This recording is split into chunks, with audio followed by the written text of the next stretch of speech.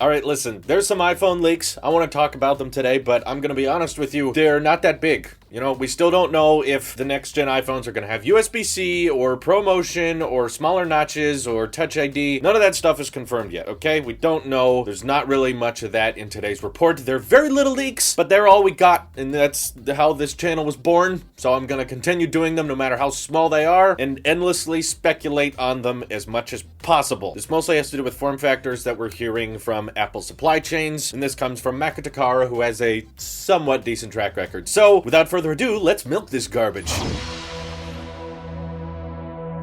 Alright, so first report, I'm not actually that excited about. I'm kind of bummed out about it, but it's about the 6.7-inch iPhone, which we really haven't heard much about. Haven't really heard much about any of these iPhones. Apple's keeping it under wraps pretty good this year. We don't have an on-leaks design render yet to go off of. By this time last year, we knew what the 11 Pros were going to look like, but anyway. The 6.7-inch iPhone is supposedly going to be 10% thinner than the 11 Pro Max, and maybe some of you are excited or happy that the phones are getting thinner, but I'm kind of fine with the chunk iPhone. You know, I'm happy with the thickness of the phone itself because it allows for better battery life, and the fact that the next Pro Max iPhone is going to be around 7.4 millimeters thick instead of 8.1 makes me think like, boy, this is going to be more prone to bending. Everyone's going to get all fussy about that, and does that mean the battery life's not going to be as good? Well, it might have a chance, and we'll come back to that later. So, thinner iPhones, they're coming back, even though they've been like steadily getting thicker over the years. Ever since the iPhone 6s, they've just kind of gotten a little bit thicker every single year, and I've been okay with that, but now it sounds like they're actually going in the opposite direction, so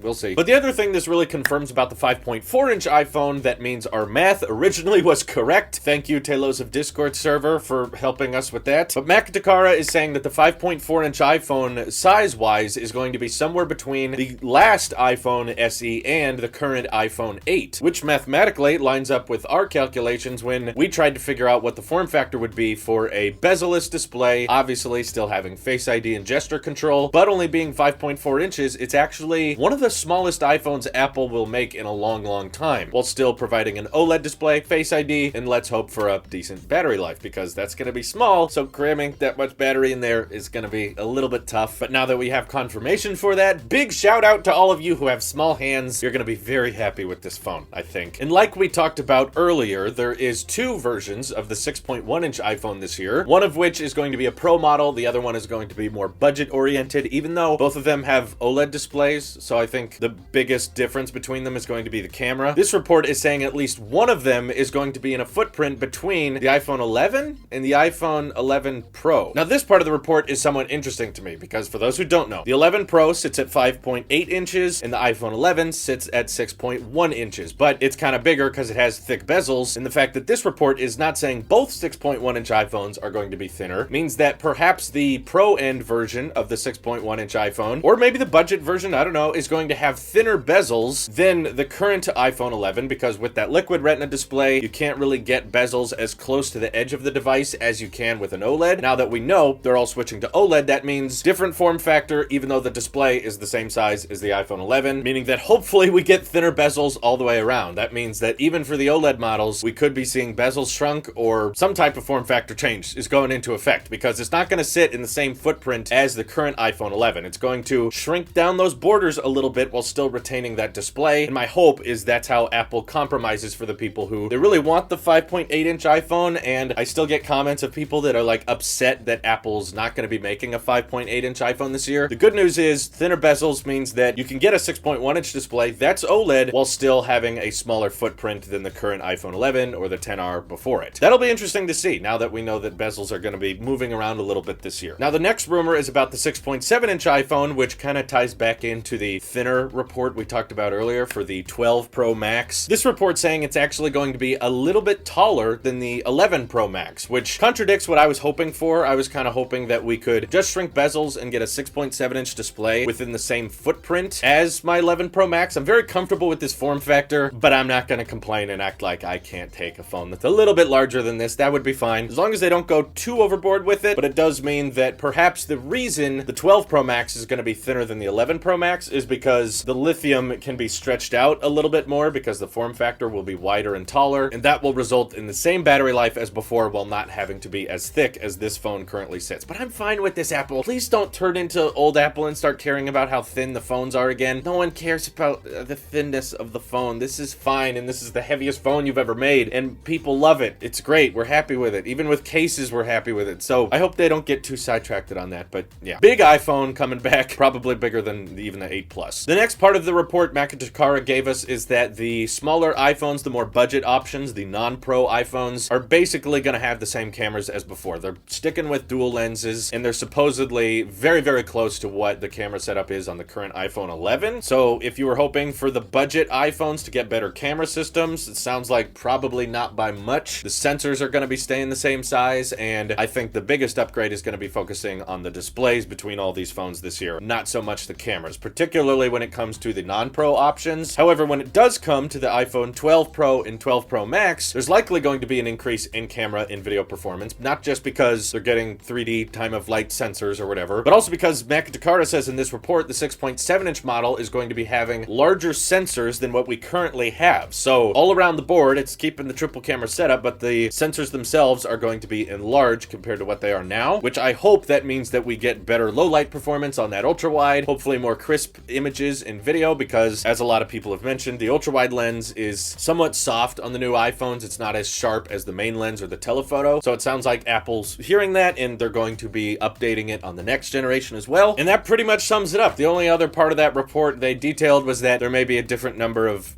microphone and speaker holes on the bottom, which, yeah, I don't care at all. Until OnLeaks actually gives us a design to work with, I still don't know how to process this whole squared off or somewhat squared off but still 2.5D glass thing. This is what we know on the current iPhones. This is what we're aware of today. Hopefully this changes soon, because Apple appears to know exactly who's leaking all this stuff. So they're cracking down on that and making it harder and harder for us. I've got bills to pay, Tim. Please just let something slip. So anyway, I know today's video was basically mostly about form factors, but you betcha, the second I hear some report about ProMotion or USB-C, I'm gonna be all over that, and until then, we'll just have to be patient. So let me know what you guys think of these new form factor reports by hitting me up over on Twitter or joining our Discord, and we can discuss why you can never change the footprint of your phone again, and if someone touches it, then Apple will be doomed for good! But I think we'll all get used to it. Then you'll be saying this new 6.1-inch iPhone with its new form factor, no, that's the perfect screen size. They should never change that, right? I'm sure. Anyway, this is your Apple Sheep here. I'll see you guys in the next one.